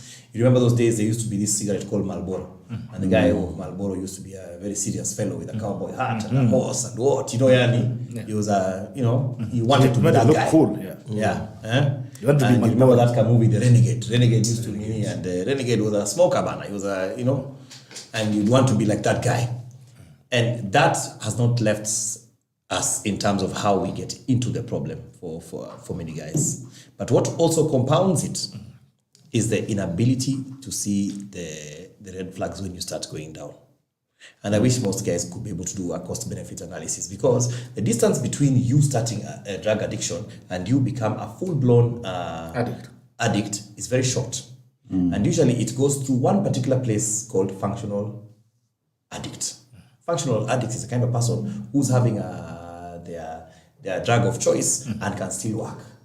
And because they can still work, they're under the illusion that they're okay. Maybe they're meeting a few bills. They have a few instances where they blow money, but it's not every day. They've got a car or two they have wrecked, a relationship or two that has gone awry. But since it's not happened so much, they still feel like they're still in control. And the people who can give you the most information about how bad you are usually the people you are drinking with or you're having your drugs with. There is a guy who comes to the table and everybody hides the drink. Juana Beleka Mio. Yeah? Say so and so, hey, Ficheni. Usually the addicts will be the first to tell you before anyone else tells you. But the red flags that should stand out, I will just say before I stop talking, is if you find that you are taking something and one, you've woken up next to someone you don't know, there's a problem. If you have moments of blackouts where you're told yesterday, you were funny yesterday, you are such a funny guy, man. You know what you did, you're standing on the table and you have no idea about those jokes that you made. There's a problem there. There's a problem you need to address. If you cannot sit in a gathering like this one, maybe even and have fun with no drink on the table, because a drink must be there for you to have a good time, there's a problem. If you started carrying out, you're waking up and you must hit your drug for you to feel okay, and you do feel okay when you hit it, there's a problem. If this thing now leads you to do things that you regret, either you wasted money, or you got into an argument, or you decided that you are, going to get into a fight or a brawl at the club, or you drove when you're not supposed to be driving and something happened. If you did something under the influence that caused you one of those problems, then there's a problem. And for you to actually self-reflect, it takes a lot of hard work to do so. Not many of us guys can do so. But only guys can help guys, I say, in terms of us talking. Because many times, once you have gone over the age, all we can do for many people is say, oh, no, nani ameharibika. Ameharibika, alienda, alikuwa, alivuta bangi, akakwisha. So I think men need to start doing a cost-benefit analysis to each other all the time. Because like everything else, we must count the cost. The way we account the cost for chicks and saying, how much am I investing into this thing? Count the cost about the drugs that you're taking. Ask yourself vis-a-vis this weekend, if I didn't drink this weekend, or I didn't take this drug this weekend, how much money would I have? And even just watch who have money. During this flooding, for example, have you seen how many mutis have been underwater? Many of them are drug addicts. Those are the guys still insisting they want to go out at night. You come back home, it's flooded, your mind is not really thinking very well, you drive into this beach, bloop, your car is messed up. You're gone. Magnus. Magnus. So, I'll start by saying this. Stop doing drugs or drugs will do you. Mambo ni mawili. And it's very simple. I mean, let me talk from a perspective, because I interact a lot with young guys. And right now, the drug of choice, or it's not even a drug anymore. It's actually like it's like soda, or it's like the normal thing is weed. Weed is prevalent amongst especially the younger generation. In our times, or during our times, even still now, very few people you find doing weed consistently in our age. Most people would probably be doing it hardly ever. In fact, if there are any still doing it, jabu sana. You find someone at our age doing it. But in the younger generation, we talk about the 20s, the 30s, guys are really doing it like almost like this Marlboro. They're smoking like cigarettes, right? And there's someone I told that, and it's something interesting he said. He said, in the hands of the rich, marijuana is medicinal and economical. However, in the hands of the have-nots, it's a drug. Then he said, marijuana is not a drug, it's a hub, and it's food for our thoughts, and from time immemorial has been used for spiritual purposes as well. Drugs are harmful, and marijuana is better than pharmaceutical paracetamol. So I look at that justification and I say, guys, man, you don't understand what you're playing with, guys are not understanding that there is, yes, you're making that, yes, it's fun, it's giving you a high, it's making you creative, or you think so, or it's a nice thing to have, party where many of us were doing it. It's harmful, it's not harmful, or it's from the ground. But at the end of the day, you're really messing yourself up, because the way you'll handle it, the way I handle it is very different. Let's just accept that. The same way with alcohol. You might drink and you might be able to handle your drink. I'll drink the same exact thing and not be able to handle it. I'll crash my car. And people need to understand you cannot compare yourself to the other person because you've been seeing the other person do it. Guys are waking up and are doing for 20 in the morning. These young guys, man, please stop doing drugs. Those things are not things to play with. You'll be doing it for 2-3 years, you think it's a joke. 5 years, 10 years down the line, you realize, shit, I really messed up myself. In fact, it actually becomes where the more you do the drugs, the less tolerance you have. Right? Or the higher tolerance you have. So you keep doing more and more. You have to increase the dosage. And the more you increase the dosage, of course, you all know some of these drugs, they'll calm you down, they make you chill out. You probably wouldn't go to work, you start giving excuses, stand a job. I'm not coming on a job, you're not as productive. Young guys, please stop using drugs. It's not a joke. 2-3 years down the line, you might not see the effects, but 10 years, 15 years, that thing will catch up with you. Then you'll start saying, hey, why am I slow? Why am I, I don't have that in life. There's just something that has happened to you and now you're just at that stage. And now to start, you're not even thinking of rehab because in your head, you convince yourself it's just a hub. Stop doing drugs or drugs will do you. That's what I'll keep saying. Stop doing drugs or drugs will do you. Jacob Aliet. Yeah, I think Levi has made very good points. I hope guys will make a clip. You in here, I think you've covered them.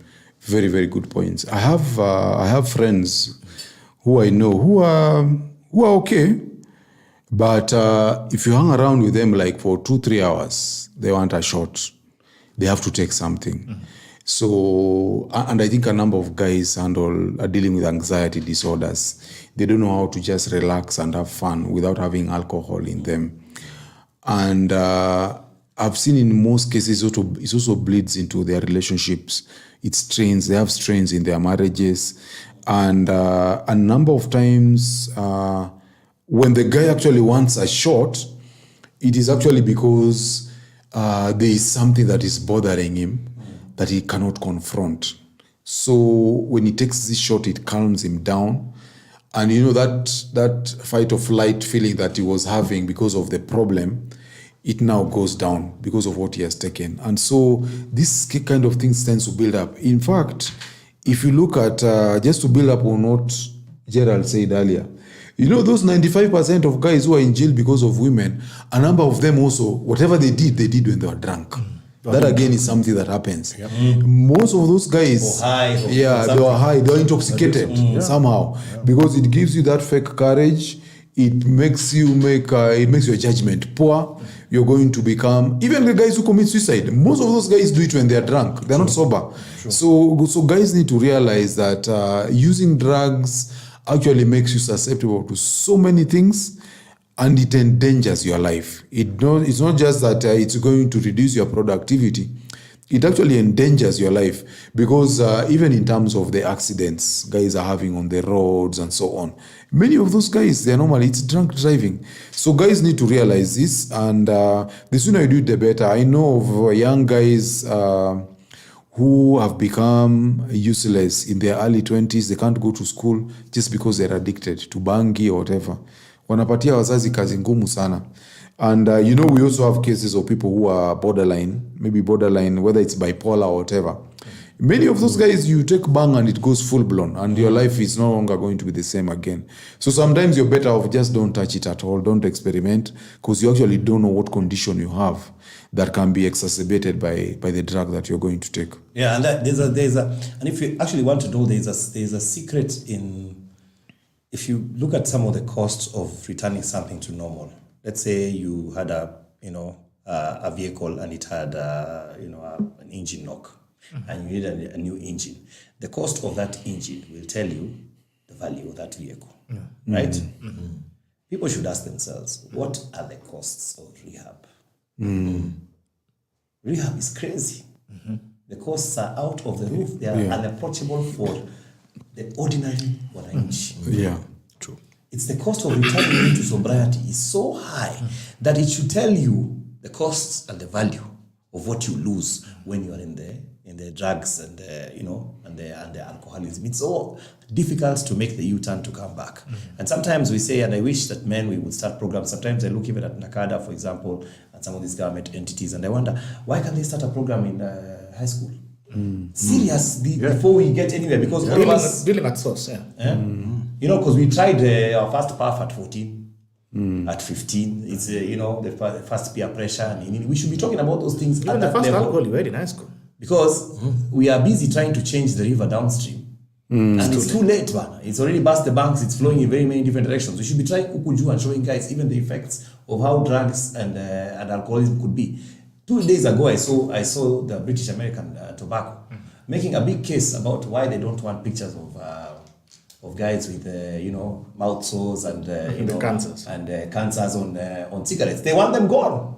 Wow. What does it tell you? There's been an effect with that type of thing, and it has hurt them in their businesses to the effect that they actually want to make it gone, and I'm pretty sure they will, because those such companies are serious lobbyists, and they must. They're serious lobbyists. They can carry the entire parliament through the coast one weekend and slap everybody with a meter, and that story will be over. And there'll be a flight full of young women following the news. Following the boom.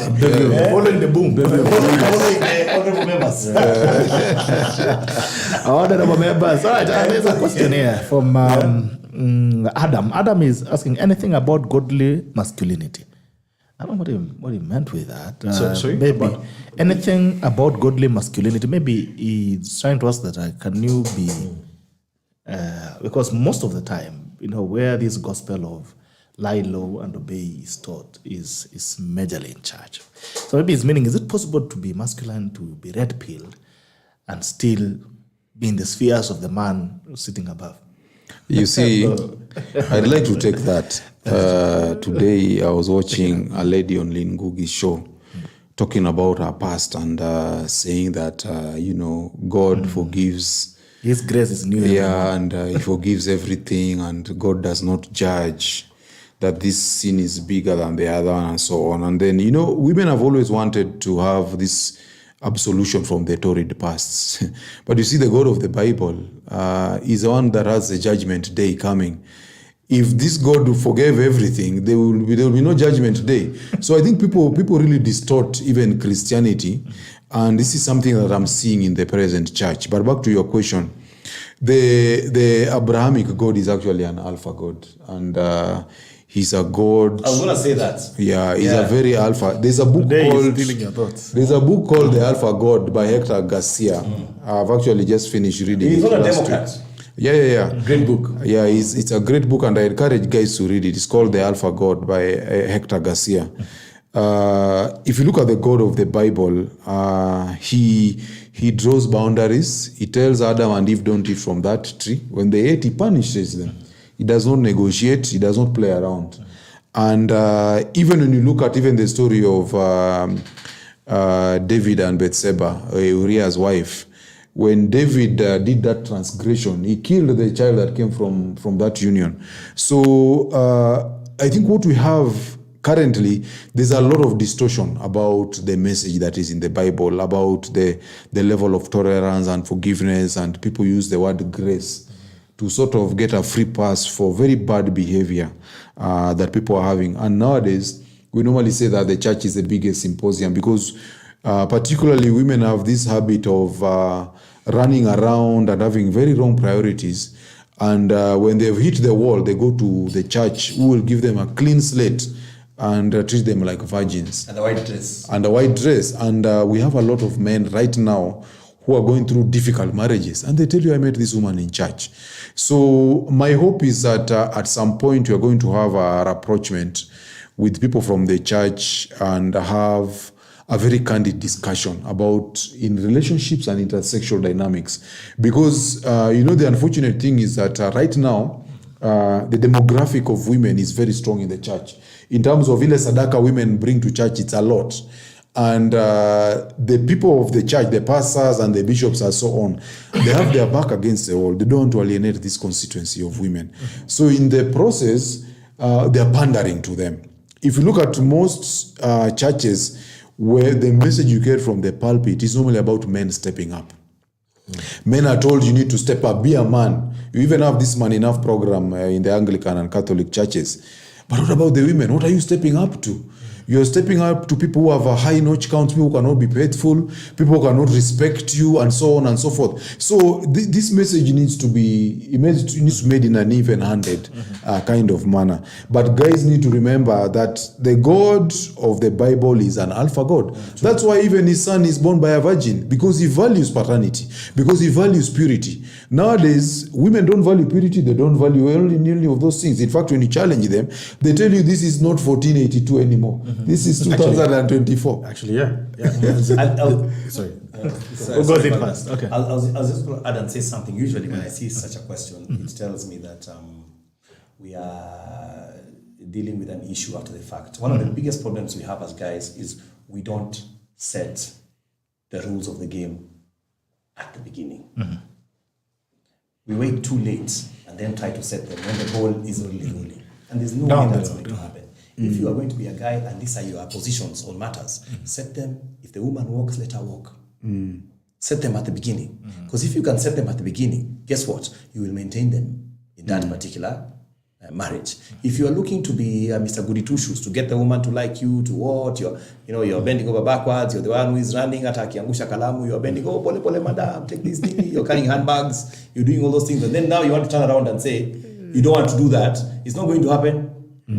You'll find yourself in a position where you are begging for advice on how do I do, what do I do, how do I treat, how do I what. That's a where I hide my ID. And we have so many of these guys doing that, so these problems spring up. And then when you want to bring your manly, your manhood now into the union, it can end up awry. Utajipata umeslap mtu ameanguka kwa stool na amekufa bana.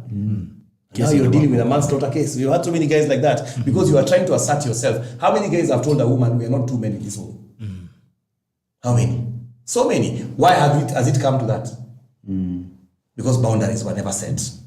So somebody ran amok, and then now you have to check them. If you have to remind your woman that you're a man in the house, you never set the boundary in the beginning. You were never a man from the beginning. Because men don't walk in and announce. A lion does not come saying, I'm a lion. The moment he checks in, everybody knows. Magnus. Yes, so godliness and masculinity. I just will just say exactly what Aliet has said. God is actually an alpha God, or whatever that guy is discussing or looking for. If he actually thinks about it and follows exactly how the Bible is, he'll realize that it's actually set the same way, that you should be red-pilled at the end of the day, right? Set rules, punish weakness, punish things that go wrong. Women with high, you said something about high notch counts. I had it been called high penile mileage. Yeah, and I mean, I don't know why women have made, I probably do know why feminism and all this liberalism has come in. There's a lady who asked me, she's an elder lady, she's about 50s, almost 60s. And I was talking about chastity in women. And I was telling her, what we now need to start teaching our girls, younger girls, we're talking about girls now who are 16, 15, upwards, is to be chaste and to keep themselves, not think about this whole TikTok thing and, just think that you should give any man, yourself. You should actually be chaste. And she was actually surprised that I was saying that. I was like, yeah, exactly. Yeah, we'll tell men, do this, be an alpha male, do this. But at the end of the day, we want also the younger, the ones we talk about are people already with high penile mileage. So there's nothing we can do about it, right? We're not reversing it, it's done. We talk about the younger women. The younger women need to get to a place where we bring that chastity back and that feminism, that femininity back. Without that, I believe the more a woman has high mileage, the more masculine she is at some point. In fact, just notice anyone with a very high mileage is very, very masculine, or she has a lot of masculine traits in her. Maybe also that interaction with a lot of men.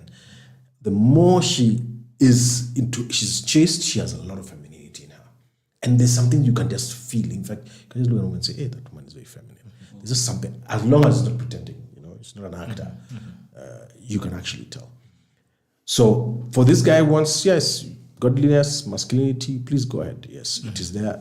I think look for that book, Alpha God. It's a great book. I'm listening to the audio. Thanks for that.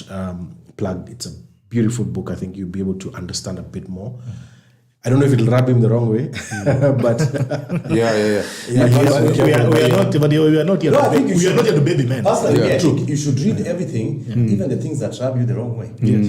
You know, there's a worldview you can get from everything. You shouldn't be so locked in a box and tell yourself that you read everything. As a guy, consume all these things, get worldviews, find out this guy is saying this, what has he really been, go and get they say, some people say, unplugged books are toxic books. So find out why are they saying they are toxic. Let your curiosity get the better of you. You might be surprised. Yeah. You know, that some things resonate with you. Yeah. But guys also need to remember, and that's a problem I've had with guys who claim they're unplugged. The God of the Bible, who we say is an alpha God, remember he has resources. And when he makes a covenant with Abraham, he promises him land and he gives him land. So as a man, if you're going to be an alpha also, you must have resources. You must be committed to acquisition and dominance. Because you're not going to be a man who is operating from scarcity and expect to be respected as a man. Yeah, so that's very important. You see, that resources things should lead us to gambling. That's why guys are trying to do it. And actually, it's good you mentioned the gambling thing. Because we had a discussion earlier with Gerald. People need to remember that there is nobody, no rich person in this world who got rich through gambling. You know, you love these anecdotal cases of someone saying, ule jamaa unaona kuna magari alipata through gambling. It doesn't happen because the way the universe works is the same. Remember, we have about 90% of the world's wealth owned by about 1% of the top 1% in the universe. If you distributed this wealth in the universe equally to all people in the world, give it another 10, 20 years, you will find again the other 1% is still acquiring. They'll still take it up because wealth or richness is something that is part of your mindset. It's a principle. Yeah, there's no shortcut to it. You must have the right discipline. You must know how to invest. You must know how to save. You must know how to spend money. You must understand money.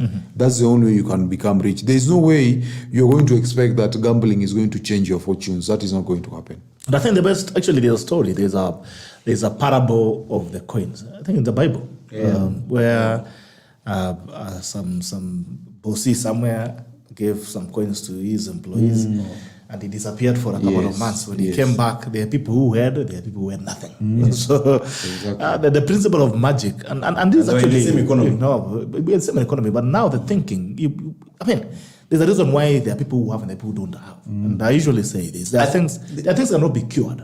How your mind works. Again, there's a substitute to hard work. I actually believe that gambling has come so much into our lives because of the idea of the substitution of hard work. We are living in a time where hard work is no longer seen as it's not appreciated. It's not appreciated.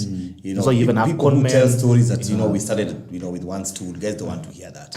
Guys want to they want to.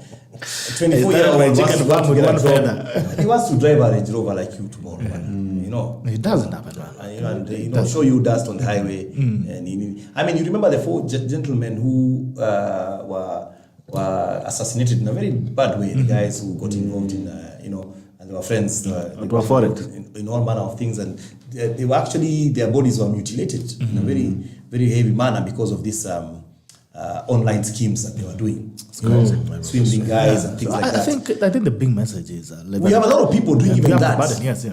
You know. And if we realize that hard work not only gives you satisfaction, there is no satisfaction like the satisfaction of something you have worked for and you have gotten. Ask us who have sold books. Ask us, imagine how it feels when you have sold 1,000 books, 2,000 books. There is no greater satisfaction than the value of your work. Even that money is sweet. And guess what? It's put to good use because it's money that you have put a lot of sweat in to get. If I gave you 20,000 today and you're just a young man doing nothing, there's a good chance that you will spend it at Quiver here. Just blow it. And it will be gone by tomorrow morning. Yani compass yako itakupeleka Quiver direct. Midnight it will be gone. Utaingia hapa. Now you'll be surrounded by a bevy of wonderful madams the entire night. Kesho bana ukianza unasoma messages za M-Pesa. Ilikuwa ya saka. I think what we need to, and I think it's a burden on us that we had in terms of age and experience, is that we need to constantly remind our young people that, like you said, there's no substitution for work. And there's no magic in it. The way the world is wired. And that is why many people usually ask, why is it that people, maybe like Indians who worship a cow, they have a lot more money than some of us who spend, who fast for that one day. Because the principle of work doesn't change. Yeah, because and it's not like the principle of wealth is ruthless. It's universal. It's very universal. Yeah. It doesn't care who you are. It's either you obey the principles or you don't.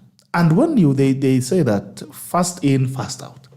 If the things that you have are things that just came overnight, maybe you gamble with eka Avieta, eka Sotano, Avieta ikaruka kupata 50,000. In the next 3 days, you'll not be having that money. The way it came, it will do it. And that is why these people, they are in a perpetual cycle. They never stop doing it. If people could actually get rich out of these things, they would have stopped doing it. Look at the people who have such habits, bad habits. Whether people who do casino, have seen crazy stories. I've read crazy stories. There are even cases that we could even use. There are people that we saw in the past who were very rich, people who had wealth, but they picked up an habit of casino. Remember those casino, those old men of Ngara. These are the casinos of Ngara, those Zilikwisha now stay. People wasted off. They left a legacy of poverty after building so much. Yeah, I'm telling you, in my office, my former office, during the World Cup, there was that thing for, that prediction of games, 17 games, some World Cup games, some games from the league, some what. They had a mix, eh? Yeah. Some guys go together, put together some money, almost 36,000 shillings, and betted in all manner of directions on those 17 games. With the aim of hitting the jackpots. Wow.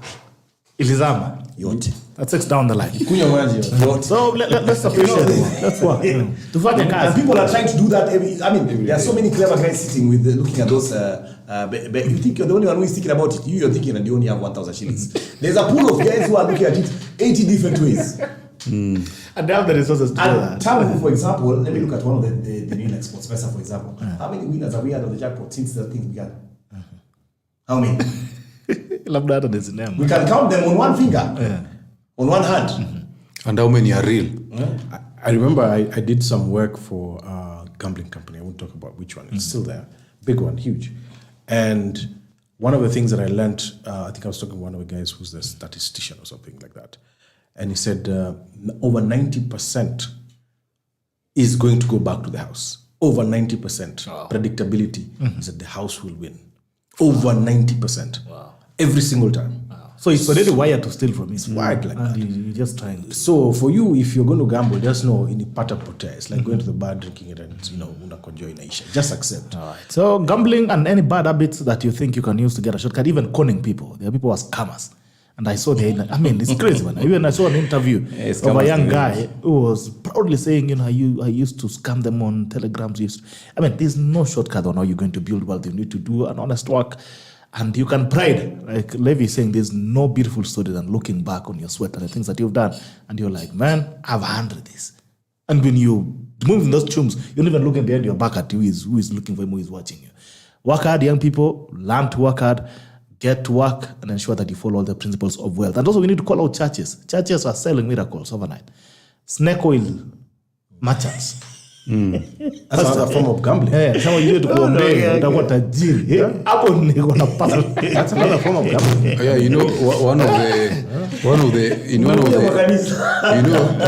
It's the same in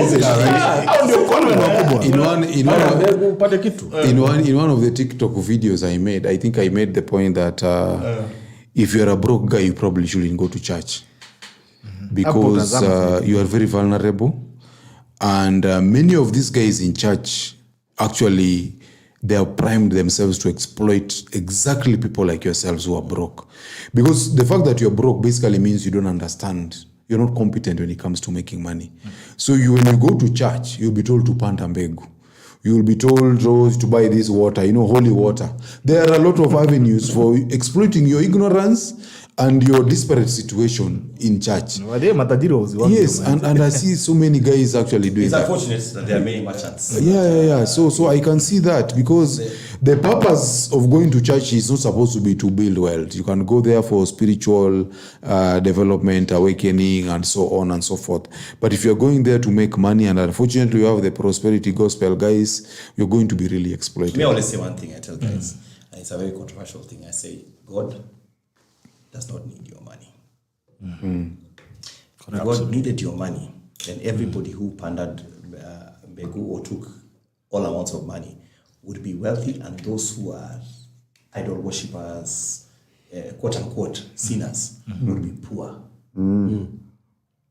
Yeah, that's the opposite. but that's not the case. It's not a patapotea relationship. That if God needs your money to make you prosperous, then he's a magician. True. Just like anything else. People must realize that even God, as Aliet says, has got principles of how things happen. If he himself worked, who are you? You worked for 7 days. Why don't you follow examples for 6 days and use those ones to prime yourself? You know, I always say Christianity offers a good way of living that cannot be judged in a bad manner. If you were to just live the principles, you would be a good person generally. Yeah? And if you live the principles actually the way they are supposed to be lived, forget about the prosperity gospel preachers and blah, blah, blah, blah, blah. Because even the art of giving, there's so much focus on Malachi and bring the tithe, the whole tithe and all that story. And they egemea there and lean on it and lean on it and lean on it. But they don't realize one thing, that when Jesus came, he said 2 things. He said, love your neighbor as yourself and love the Lord your God with all your heart, all your strength, all your might. If you love anything, you will give to it. We will not have to preach to you. You love your children, you're giving. You love your wife, you're giving. You love your neighbor, you're giving. You love your God, you'll give.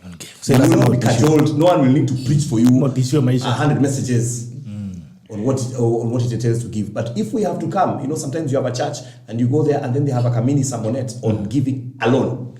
Those are the things that even rub me the wrong way. I get there and I'm like, okay, there's too much focus here on the act of giving to get, giving to get, giving to get. So if you want a miracle, Toa. If you want to see a good job, Toa. If you want to see what, Toa. And then you have told everything. You're so upset. You're so miserable. And the guy who has not told has been given a job appointment tomorrow. What do we say? Yes. I'll give you another. And then they normally have that session of giving, and when guys have given and given and given, then they now bring someone else who now is going to usher in a new phase of painful giving now. Anyone wanatoa kila kitu. You see, here's the problem. Anarudisha 500 anasema that act and the act of gambling are the same, because it takes two. You want something out of nothing. Unataka kufanya gambling. Unataka kuwekelea. You want to give a minimal thing with high returns. The guy who is selling you minimal giving with the same thing, promises of high returns. Both of you are buying into the same thing, but it requires your greed. For his to function, it requires you must be greedy first. Because if I'm not greedy to get where I'm not tripping, then I'm not going to fall for that. But I must be greedy. Who are you to get at 100,000 shillings from 10 bob? Where in Nandi? I'm free. Who are you? None of you. Who none of you? I'm free to book. This is the kind of conversation men need to listen to. Cold facts only. Keep it up. Thank you so much. Mulguze, empowering a woman while dating, thinking she'll be your dream wife, is like watering your car instead of fueling it. Man, it's high time we know your worth and raise standards. Wow. Okay. So I'll give you guys a story as we wind up about mambo ya sadaka. So back then, you are man. So I was working in Mombasa, and there's this place that I used to. I remember. Go. You remember that story? You were working in Mombasa. No, I remember you working in Mombasa. So I was in Mombasa. I was also moonlighting as a pastor.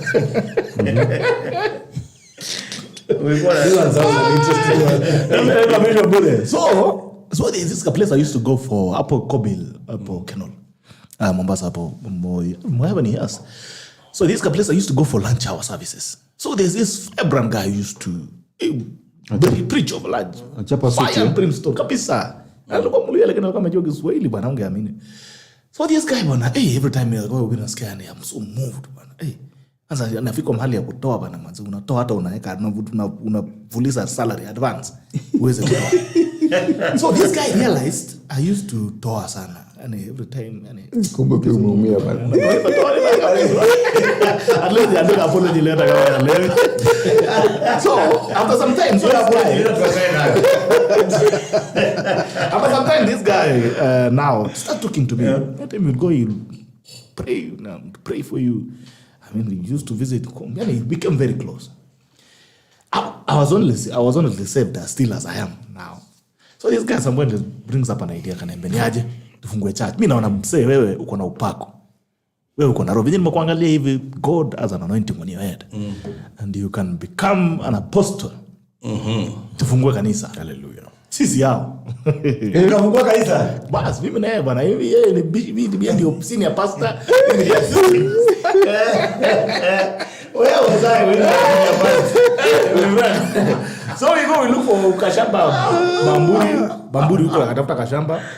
Jamaa akaniambia niaje usitoe ka yako ka kitu. Mimi ni mjinga kumbafu ya mwisho. Nafungua account Equity.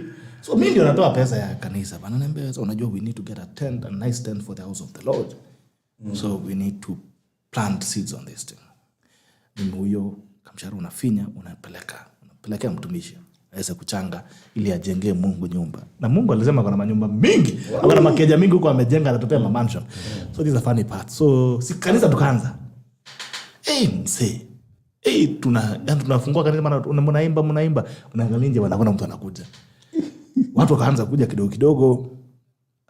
Siku nyingine sasa si sadaka. I think around 2 weeks hivi tumeanza kuinvite find my pastor. So tukatoa sadaka. I think hiyo siku sadaka nitoa 400. So sijui alitoa ilikuwa ilikuwa. Anyway, so tulitoa sadaka, kikapu sikazunguka, ikarudi. Sasa sisi wenye sasa investment lazima tukae kando. Investment kando tuangalie kikapu. Investment inarudi aje. My friend, tukafungua kikapu. Bwana ile pesa ilikuwa hapo 600. Yaani pesa yetu ndio ilirudi hapo. Baada ya kuhubiria majamaa na kuambia mazetoeni kuwasomea malaki. Sasa wewe pesa langu anafukuza na anarudishia hiyo pesa yao. Our life came back. But anyway, this guy is wise. He was very smart. So pesa sasa imekutana jamaa. Akashika akaniambia sasa akaniambia 200. Can you imagine mimi ndio nilikuwa nimetoa 400. Nilikuwa 400. Akakupa 200. Akaniambia 200 yangu yake, yeye akaenda na 400.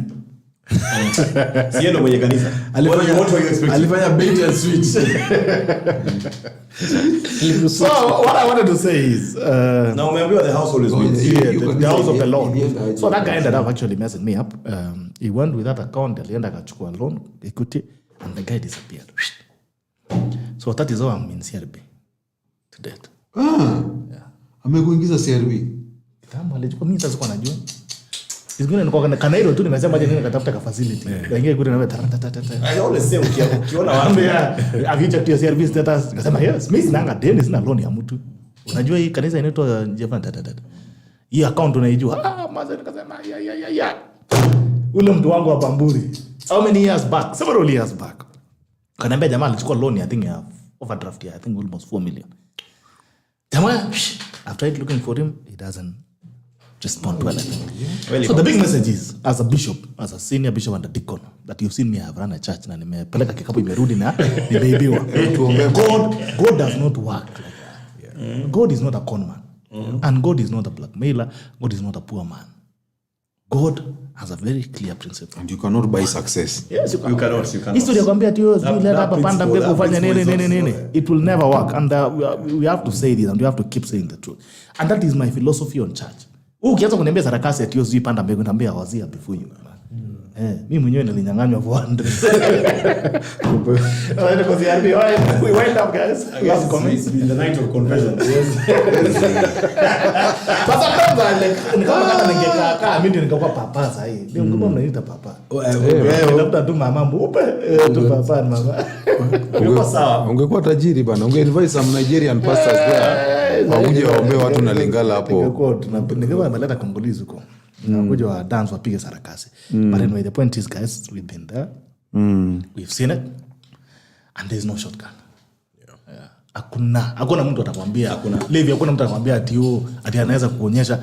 Na nimesema hivyo mara mingi, kama this thing works, why is that where una hiyo pesa? This while we are grinding. Wewe uko na pesa ngapi? Wewe uko na pesa ngapi? Unajua sasa hii kana wewe si upande mbegu yako hata uko na pesa. Mtu hawezi kuambia over things that they don't have themselves. They want to give you the secret. Anyway, we do around. Yeah, but that's just to wind up on that and to add on to the point you made earlier, one thing I've also seen, most guys are very logical and practical, but many guys also succumb to these con games. There is normally an influence of women where you are grinding. Uko tu sawa una grind. Maybe unangangana hapo na ka pro box kako. Then your wife comes and tells you, by the way, nimekuja na pro box leo. Pole. No, sio pro box ndio. Bibi anakuja anakuambia. Unajua, anakuambia hii pro box tuna upgrade to Mercedes. Unamwambia acha tu tufanye, acha tu hustle tu itafika. Okay, lakini Magnus juzi amenunua Mercedes. Kwani hii nini yetu? Kwani ni lazima tu ichukue miaka 2, miaka 6? Now you start entertaining other ideas. Kwani si njia yetu itafunguka lini? Kwani si mwanaume? Wewe si mwanaume, kwani si njia yetu itafunguka lini? Those are the kind of things that push guys now to go into these pyramid schemes and all sorts of funny things, because now you start looking for shortcuts. Because now she makes you feel like wewe umetupa tu mbao. You are so traditional. Kina nani wameomoka, sisi bado tuko, we want to take 10 years. Hii mambo ya 10 years wachana nayo bwana. Watu wanaomoka, kina nani juzi walikuwa sasa hivi wananini Mercedes bwana. Wewe mambo yako. Trust in the process. Yeah, so guys need to realize that you need to be the leader in the relationship. And the things we've said here about money comes from work done. But money does not come from any other place. You're either selling a product or a service, or you're selling your labor. So there is no other way. Utapata vitu za pyramid scheme, a multi-level marketing. There are so many things. Those things guys are coming up with them every day. Now utapata you are being pushed. Hata kuna watu watakwambia by the way kina nani, the only thing I've seen juzi walianza kwenda kwa hii kanisa fulani. And from the time wameenda church njoo imewafungukia. Maybe you should try. Actually I have relatives who've gone to a certain pastor in Mombasa who anauza handkerchiefs and holy water. Na wakanunua hata hizo vitambaa. Walijaribu kama 2 years wakasema hii kitu bana pesa yetu ndio inaenda. They gave up eventually. Yeah, so that's what I'd like to say. Guys need to remember that and stay away from drugs. Drugs will just mess you up. And I'm also glad, I've really enjoyed the time we've had with the Levi. I hope we organize hata kama ni virtual, kama hata kuwa we find ways of continuing with this discussions. Around. Yeah. Otherwise, my books, Unplugged is available in Nuria Bookstore and Textbook Center. And I'll see you guys on the next one.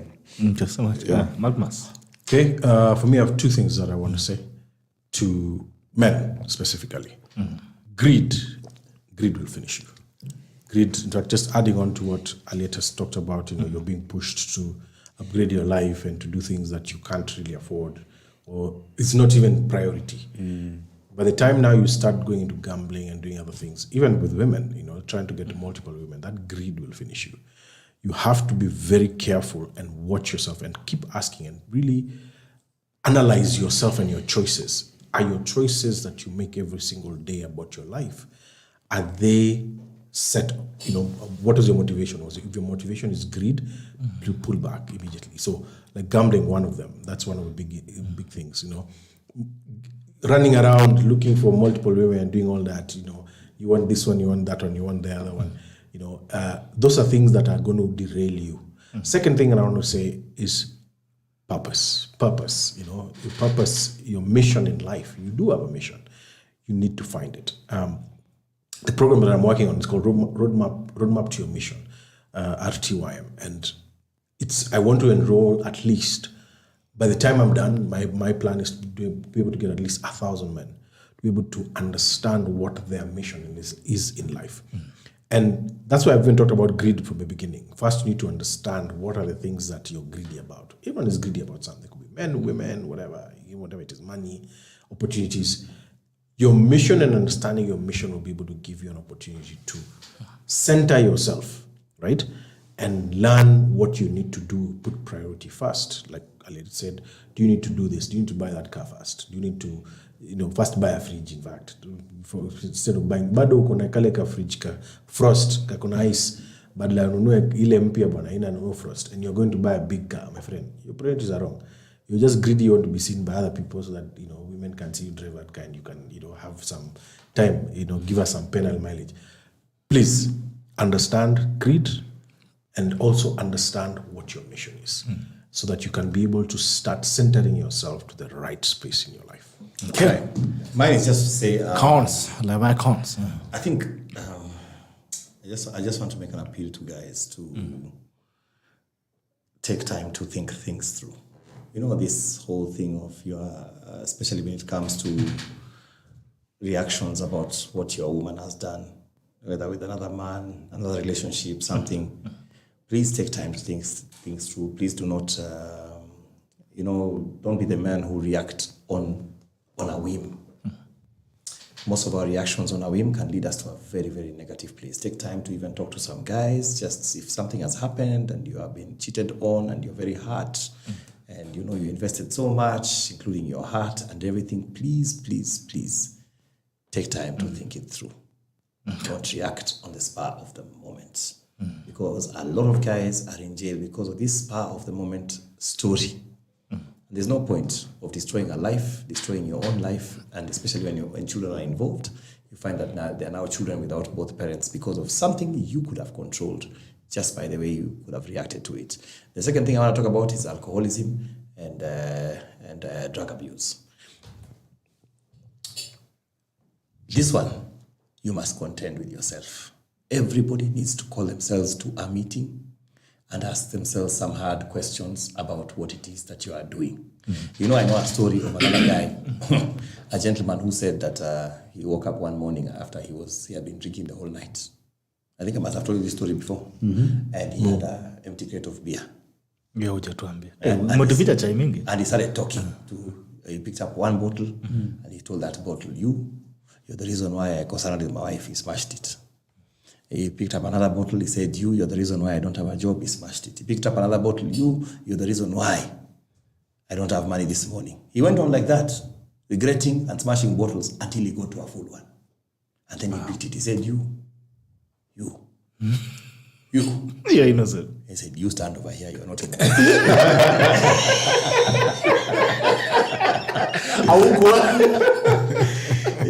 That is not somebody who is willing to change. You must contend with yourself and be willing to change. Yeah? Because if you're not willing to change, change will change you. What did you say? Stop doing drugs. Drugs will do you. Yes. Finally, on gambling, as we have always said, and we said even Nini, there's no work for free. I want to encourage those men who are having a problem with jobs, and maybe you're struggling, and perhaps you're doing a job, you don't even have a bike, you don't have a boda, you don't have a car, and you're wondering, will you ever drive? Will you ever have a piki of your own? Will you ever be like other men and even walk into a hotel and buy someone a drink? And it's stressing you, and the only way you can see out is either through gambling, or theft, or any of those vices or things that can give you quick money, or maybe through a prosperity gospel. Maybe you're hoping you'll be prayed for and something will happen. Please, get back to the basics and try and find out what made this man tick. And I want to assure you that there is no grinder, serious person who has ever made it to the top who never had a desert moment like yours. Hallelujah. Wilderness moment. We all did. Not that some of us have even made it right now, but we all did. Even the far we have gone, we all had a desert moment. A moment of despair, a moment of not knowing what kesho is, a moment of no money, a moment of fulizas and M-Shwaris and KCB M-Pesas. There's a time I used to balance by this so much. Unatoa KCB M-Pesa, unarusha kwa M-Shwari. Kwa M-Shwari. Ukitoa kwa M-Shwari, unapeleka kwa branch. Branch, tala. Balance, and you're hoping that no emergency ever comes. Because if one emergency comes, all these balls chini. You're done. And all of them will be calling you at the same time. Now you start even borrowing from Sijui or cash or pesa. These are the ones, Zenka. People have been in those things. You install all the apps to your I've installed, bro, I pitied all those things. don't despair. Actually, that should tell even somebody, don't despair. The days of grinding are there, they are hard, but they lead to the right result. As Manu Chandaria put it, like I said, do not walk away before the day of your windfall, because as sure as the sun is rising, if you keep doing what you're doing, working how you're working, grinding how you're grinding, the day of windfall shall come. Hallelujah. And there's a story you need to give us. So you need to assure us that you'll be on Sunday. No, that's story. Next Sunday. What's our new story? Next Sunday. Oh, lazima tusikie. Because I will come back and ni hiyo motivation umetuambia. Lazima. I will come and give that story. That story, you know, I cannot give it right now, but I'll give that story. Kwa sababu the loose end is now tied. And I'm happy. Thank you. Yes. You know, I'll give that story. So you must give. We will talk. You must give. Because I'll give that because story. it will give substance to this conversation. You know, watu wanafikiranga tuko jaba za zingine. Wanafikiri tuko jaba. But we know what we're talking about. So anyway, there are things, there will be bad days, especially for a man. And I usually say that men, there's a reason why, is it Omale or Lucky Dube saying born to suffer? I think Ben of all the songs you could pick, you must accept as a man. You must accept as a man that you actually, by design, you're born and meant to suffer. That is why you can withstand a lot of things, including difficult things that men go through and men handle. And there are times that you'll appreciate those moments, talk about your desert moment, your wilderness moment. There's a day you look back and you thank God for those moments. And there's a day, if you choose shortcuts, there's a day you look back and you regret. True. And you cannot turn back from it. So there's one thing that will take you through all the days, and it is purpose. You have to know, you have to have a locus. You know, this is where I want to go. You say most men have no direction because they don't know where they're going. So bora siku imeanza, they pick this, there's no locus, there's nothing that holds them to discipline and accountability. That I want to go to Yaya Center, this is the route to Yaya Center. But if you don't know where you're going, mtu akuja mwenye anaenda Kibra unaenda na yeye. Mwenye anaenda mwingine anateremka anaenda town ukumfuata. And you find that you pick up all the shortcuts that you can. And I've said this, prosperity gospel na gambling yote ni avieta, kitu moja. And it goes to the people who are greedy and purposeless because you want a shortcut around life. So every man who is watching us tonight, I want to tell you that purpose will take you through the worst of days. Purpose alone will take you through I like the worst what of you're days. saying. And I felt I just have to chip in and say this. You know, purpose is seen forward. Yes. But true success is seen backwards. And this is what I mean. You see, your purpose is what keeps you going. Yes. But how you realize you're successful is because it's like climbing a flight of stairs. When you get to the top is when you'll experience the view. And then you can look back and say, I used to have no shoes, but look at where I am right now. Success is not seen forward, but purpose is. But success is seen backwards. You remember everything, and it's so juicy about those times. There was a time I used to panga my 3 lines myself hapo za kwenda Komarok. Napanga nyeshewa. The other day I was passing there with a car juicy. And I was thinking to myself, nilipanga line kwa hizi ma3 bana, and I've seen guys pangang lines and it's raining and they can't leave the line and they have no umbrellas. They just have to keep waiting. That was me. Yeah. Na unapanga zingine hata za 30 bob huko chini juu. This was before the apology or Akiata apology kama you went with that. It was under the wheel. You apology the guy was good. You are trying to be tough guys. After getting the pig was also ukienda kwa apology. Ni kama management na history. Unajua imagine hata sijui. Anyway, akujizi ya video. Thank you sir. Story yangu hapa kama zile mnapiga za sisi. You remember that guy called Kones? I know somewhere. Thank you so much. Moses Kamau says, wonderful. Asada John, keep watching from Donham. Thank you so much. Walter Bravo, yes, people need to be told. Churches are making us more poorer, Africa at large. Thank you. Thomas Omundu watching from Wajir. Moses Kamau, by the way, prosperity gospel is another form of gambling. Amekasirika sana. Wewe lazima hata yale fanywe ile kitu. So thank you so much for always tuning in. This is Men Only. It has been the 11th of May 2024. The program comes to you every single Sunday, but today we came in early. Sunday 7 p.m. to 9 p.m. And so it's a pleasure to have you. And as we have these conversations, ensure that you can propagate the gospel so that we have more men getting saved and moving in the right direction. And to remind you again that we have been having on set Levi Kones, who is an author. There's no useless experience. Now done 2 books. We've been with Magnus as well, who is a principal propagator of the progress of men. Nasikia amesema anatengeneza saizi syllabus inakuja Kisha kwamba you find your those purpose are and heavy direction. words. Yes. Nasikia Kiingereza tu. At the principle of proper. Kiingereza tu. It's a good one. I'll start using it, man.